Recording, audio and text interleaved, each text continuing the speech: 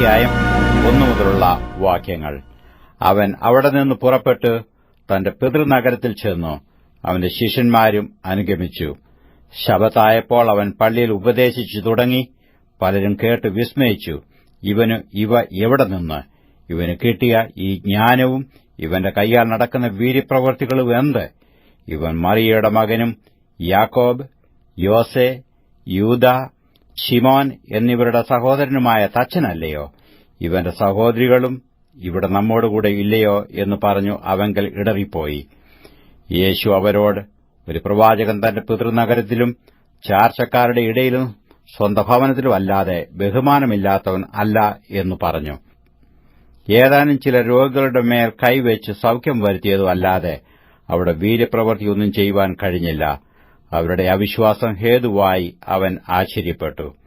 അവൻ ചുറ്റുമുള്ള ഊരുകളിൽ ഉപദേശിച്ചുകൊണ്ട് സഞ്ചരിച്ചു പോന്നു. അനന്തരം അവൻ 12 അടുക്ക വിളിച്ചു അവരെ ഈരണ്ടായി അയച്ചു തുടങ്ങി. അവർക്ക് അശുദ്ധാത്മാക്കളുടെ മേൽ അധികാരം കൊടുത്തു. അവർ വഴിക്ക് വടി അല്ലാതെ ഒന്നും എടുക്കരുത്, അപ്പവും പൊക്കണവും മടിശീലയും കാശുമരുത്, ചെരുപ്പ് ഇട്ടുകൊള്ളാം, 2 വസ്ത്രം ധരിക്കരുത് എന്നിങ്ങനെ അവരോട് കൽപ്പിച്ചു. നിങ്ങൾ എവിടെയെങ്കിലും ഒരു വീട്ടിൽ ചെന്നാൽ അവിടം വിട്ട് പുറപ്പെടുവോളം അതിൽ തന്നെ പാർപ്പീൻ. ആരെങ്കിലും നിങ്ങളെ കൈക്കൊള്ളാതെയും നിങ്ങളുടെ വാക്ക് കേൾക്കാതെയും ഇരുന്നാൽ അവിടം വിട്ടു പോകുമ്പോൾ നിങ്ങളുടെ കാലിലെ പൊടി അവർക്ക് സാക്ഷ്യത്തിനായി കുടഞ്ഞുകളവീൻ എന്നും അവരോട് പറഞ്ഞു. അങ്ങനെ അവർ പുറപ്പെട്ടു മാനസാന്തരപ്പെടേണം എന്ന് പ്രസംഗിച്ചു. വളരെ ഭൂതങ്ങളെ പുറത്താക്കുകയും അനേകം രോഗികൾക്ക് എണ്ണ തേച്ച് സൌഖ്യം വരുത്തുകയും ചെയ്തു. ഇങ്ങനെ അവന്റെ പേർ പ്രസിദ്ധമായി വരികയാൽ ഹെരോദ രാജാവ് കേട്ടിട്ട്, യോഹന്നാൻ സ്നാപകൻ മരിച്ചവരുടെ ഇടയിൽ നിന്ന് ഉയർത്തെഴുന്നേറ്റിരിക്കുന്നു, അതുകൊണ്ട് ഈ ശക്തികൾ അവനിൽ വ്യാപരിക്കുന്നു എന്ന് പറഞ്ഞു. അവൻ ഏലിയാവാകുന്നുവെന്നും മറ്റു ചിലർ പറഞ്ഞു. വേറെ ചിലർ അവൻ പ്രവാചകന്മാരിൽ ഒരുത്തനെപ്പോലെ ഒരു പ്രവാചകൻ എന്ന് പറഞ്ഞു. അത് ഹെരോദാവ് കേട്ടാറെ, ഞാൻ തലവെട്ടിച്ച യോഹന്നാനാകുന്നു അവൻ ഉയർത്തെഴുന്നേറ്റിരിക്കുന്നു എന്ന് പറഞ്ഞു. ഹെരോദ തന്റെ സഹോദരനായ ഫിലിപ്പോസിന്റെ ഭാര്യ ഹെരോദ്യയെ പരിഗ്രഹിച്ചതുകൊണ്ട് അവൾ നിമിത്തം ആളയച്ച് യോഹന്നാനെ പിടിച്ച് തടവിൽ ആക്കിയിരുന്നു.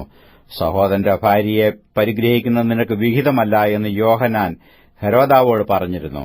ഹെരോദ്യയോ അവന്റെ മേരെ പകവെച്ചു അവനെ കൊല്ലുവാനും ഇച്ഛിച്ചു. സാധിച്ചില്ല താനും. യോഹന്നാൻ നീതിയും വിശുദ്ധിയും ഉള്ള പുരുഷൻ എന്ന് ഹെരോദാവ് അറിഞ്ഞ് അവനെ ഭയപ്പെടുകയും അവനെ കാത്തുകൊള്ളുകയും ചെയ്തു. അവന്റെ വചനം കേട്ടിട്ട് വളരെ കലങ്ങിയെങ്കിലും സന്തോഷത്തോടെ കേട്ടുപോന്നു.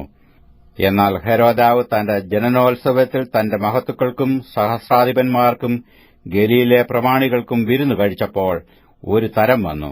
ഹെരോദ്യയുടെ മകൾ അകത്തുചെന്ന് നൃത്തം ചെയ്തു ഹെരോദാവിനെയും വിരുന്നുകാരെയും പ്രസാദിപ്പിച്ച സമയം, മനസ്സുള്ളത് എന്തെങ്കിലും എന്നോട് ചോദിച്ചുകൊള്ളുക, നിനക്ക് തരാം എന്ന് രാജാവ് ബാലയോട് പറഞ്ഞു. എന്തു ചോദിച്ചാലും രാജ്യത്തിൽ പകുതിയോളമായാലും നിനക്ക് തരാം എന്ന് സത്യം ചെയ്തു. അവൾ പുറത്തിറങ്ങി അമ്മയോട്, ഞാൻ എന്തു ചോദിക്കണമെന്ന് ചോദിച്ചതിന്, യോഹന്നാൻ സ്നാപകന്റെ തല എന്നു അവൾ പറഞ്ഞു. ഉടനെ അവൾ ബന്ധപ്പെട്ട് രാജാവിന്റെ അടുക്കൽ ചെന്നു. ഇപ്പോൾ തന്നെ യോഹന്നാൻ സ്നാപകന്റെ തല ഒരു തളികയിൽ തരണം എന്ന് പറഞ്ഞു. രാജാവ് അതിദുഃഖിതനായി, എങ്കിലും ആണയും വിരുന്നുകാരെയും വിചാരിച്ചു അവളോട് നിഷേധിപ്പാൻ മനസ്സില്ലാഞ്ഞു. ഉടനെ രാജാവ് ഒരു അകമ്പടിയെ അയച്ചു അവന്റെ തല കൊണ്ടുവരുവാൻ കൽപ്പിച്ചു. അവൻ പോയി തടവിൽ അവനെ ശിരച്ഛേദം ചെയ്തു. അവന്റെ തല ഒരു തളികയിൽ കൊണ്ടുവന്ന് ബാലയ്ക്ക് കൊടുത്തു. ബാല അമ്മയ്ക്ക് കൊടുത്തു. അവന്റെ ശിഷ്യന്മാർ അത് കേട്ടിട്ടു വന്നു അവന്റെ ശവമെടുത്ത് ഒരു കല്ലറയിൽ വെച്ചു. പിന്നെ അപ്പോസ്തലന്മാർ യേശുവിന്റെ അടുക്കൽ വന്നുകൂടി തങ്ങൾ ചെയ്തതും ഉപദേശിച്ചതും എല്ലാം അറിയിച്ചു.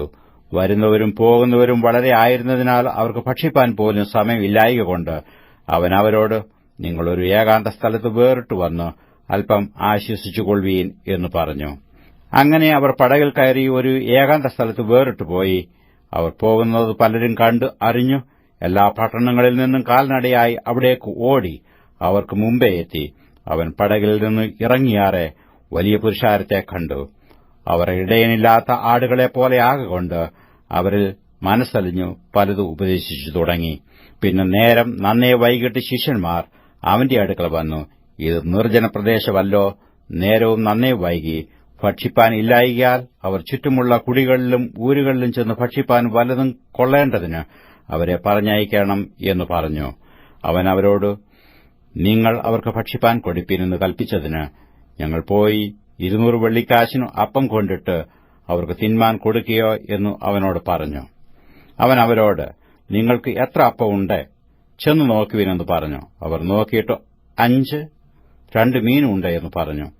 പിന്നെ അവൻ അവരോട് എല്ലാവരെയും പച്ചപ്പുല്ലിൽ പന്തിയായി ഇരുത്തുവാൻ കൽപ്പിച്ചു. അവർ 100ഉം 50ഉം വീതം നിരനിരയായി ഇരുന്നു. അവൻ ആ 5 അപ്പവും 2 മീനും എടുത്ത് സ്വർഗ്ഗത്തേക്ക് നോക്കി വാഴ്ത്തി അപ്പം നുറുക്കി അവർക്ക് വിളമ്പുവാൻ തന്റെ ശിഷ്യന്മാർക്ക് കൊടുത്തു. ആ 2 മീനും എല്ലാവർക്കും വിഭാഗിച്ചു കൊടുത്തു. എല്ലാവരും തിന്നു തൃപ്തരായി. കഷണങ്ങളും മീൻ നുറുക്കും 12 കൊട്ട നിറച്ചെടുത്തു. അപ്പം തിന്നവരോ 5000 പുരുഷന്മാർ ആയിരുന്നു. താൻ പുരുഷാരത്തെ പറഞ്ഞയക്കുന്നതിനിടയിൽ തന്റെ ശിഷ്യന്മാരെ ഉടനെ പടക് കയറി അക്കരെ ബേത്സയിലേക്ക് നേരെ മുന്നോടുവാൻ നിർബന്ധിച്ചു. അവരെ പറഞ്ഞയച്ചു വിട്ട ശേഷം താൻ പ്രാർത്ഥിപ്പാൻ മലയിൽ പോയി. വൈകുന്നേരമായപ്പോൾ പടക് കടലിന്റെ നടുവിലും താൻ ഏകനായി കരയിലുമായിരുന്നു. കാറ്റ് പ്രതികൂലമാകൊണ്ട് അവർ തണ്ടുവലിച്ചു വലയുന്നത് അവൻ കണ്ടു. ഏകദേശം രാത്രി 4-ാം യാമത്തിൽ കടലിന്മേൽ നടന്നു അവരുടെ അടുക്കൽ ചെന്നു അവരെ കടന്നുപോകുവാൻ ഭാവിച്ചു. അവൻ കടലിന്മേൽ നടക്കുന്നത് കണ്ടിട്ട് ഭൂതം എന്നു അവർ നിരൂപിച്ച് നിലവിളിച്ചു. എല്ലാവരും അവനെ കണ്ടു ഭ്രമിച്ചിരുന്നു. ഉടനെ അവൻ അവരോട് സംസാരിച്ചു, ധൈര്യപ്പെടുവീൻ, ഞാൻ തന്നെയാകുന്നു, ഭയപ്പെടേണ്ട എന്ന് പറഞ്ഞു. പിന്നെ അവൻ അവരുടെ അടുക്കൽ ചെന്നു പടകിൽ കയറി. കാറ്റമർന്നു. അവർ ഉള്ളിൽ അത്യന്തം ഭ്രമിച്ച് ആശ്ചര്യപ്പെട്ടു. അവരുടെ ഹൃദയം കടുത്തിരുന്നതുകൊണ്ട് അപ്പത്തിന്റെ സംഗതി അവർ ഗ്രഹിച്ചില്ല. അവർ അക്കരെയെത്തി ഗന്നേസരത്ത് ദേശത്ത് അണഞ്ഞു. അവർ പടകിൽ നിന്ന് ഇറങ്ങിയ ഉടനെ ജനങ്ങൾ അവനെ അറിഞ്ഞു. ആ നാട്ടിൽ ഒക്കെയും ചുറ്റി ഓടി അവൻ ഉണ്ട് എന്ന് കേൾക്കുന്ന ഇടത്തേക്ക് ദീനക്കാരെ കിടക്കയിലെടുത്തുകൊണ്ടുവന്നു തുടങ്ങി. ഊരുകളിലോ പട്ടണങ്ങളിലോ കുടികളിലോ അവൻ ചെന്നിടത്തൊക്കെയും അവർ ചന്തകളിൽ രോഗികളെ കൊണ്ടുവന്നു വെച്ചു. അവന്റെ വസ്ത്രത്തിന്റെ തൊങ്ങൽ എങ്കിലും തൊടേണ്ടതിന് അപേക്ഷിക്കുകയും അവനെ തൊട്ടവർക്ക് ഒക്കെയും സൗഖ്യം വരികയും ചെയ്തു.